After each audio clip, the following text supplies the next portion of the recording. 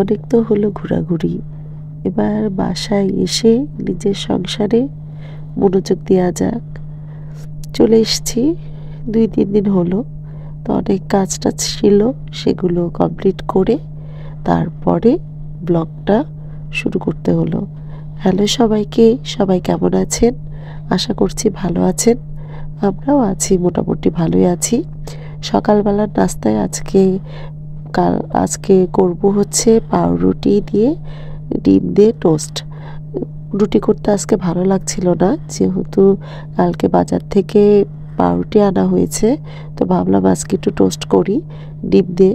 প্রচুর বাবার পছন্দ, আমারও খেতে ভালো লাগে, তাই করলাম।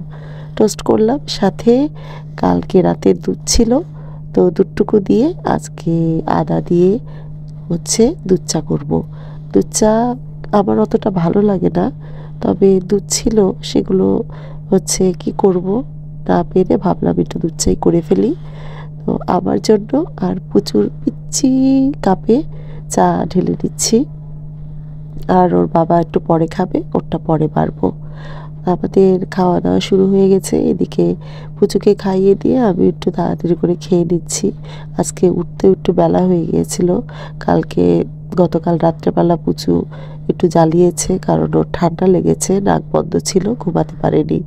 তোকে খাওয়া দাওয়া করিয়ে দিয়ে তারপরে রান্নার জোগাড় তো করতেই হবে। এদিকে বেলা হয়ে গেছে। তো টাটকা টাটকা মাছ এনেছিল, রুই মাছ। তো ভাবলাম রুই মাছটা আজকে রান্না করি, কারণ টাটকা টাটকা মাছ রান্না করলে স্বাদটা একটু ভালো লাগে। আর যখনই ফ্রিজে ঢুকিয়ে দেব তখন বের করে খেতে তেমন একটা স্বাদ লাগে না। তাই কথা মাত্রই কাজ শুরু করে দিয়েছি। মাছ ভাজা শুরু হয়ে গেছে। মাছ ভেজে একটু গোটা গোটা গরম মশলা আর হচ্ছে জিরা সম্বারে দিয়ে কপি আর আলু দিয়ে রসা করব। রসা বলতে ঝোল ঝোল করব, তার জন্য সব ভেজে নিচ্ছি। ভেজে নিয়ে ওই মরিচ বাটা, আদা জিরা সব বাটা দিয়ে ভালো মতো মশলাটাকে কষিয়ে ঝোল দিয়ে দেব।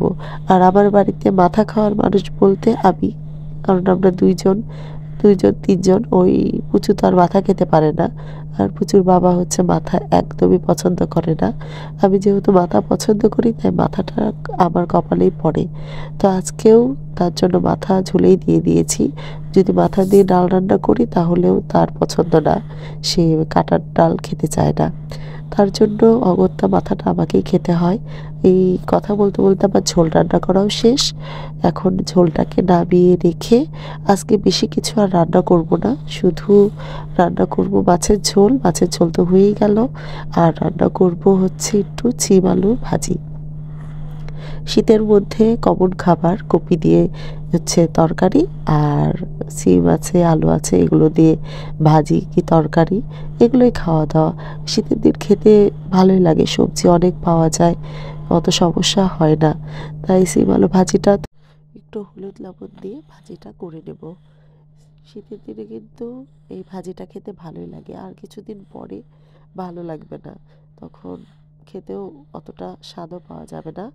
তো খাওয়া দাওয়া শেষ করে সন্ধ্যাবেলা ফ্রিজে তাল ছিল, তাল জাল দিতে শুরু করে দিয়েছি। পুচুর বাবা আজকে তাল জাল খাবে। তো ব্লগটি এখানেই শেষ করছি। সবাই ভালো থাকবেন।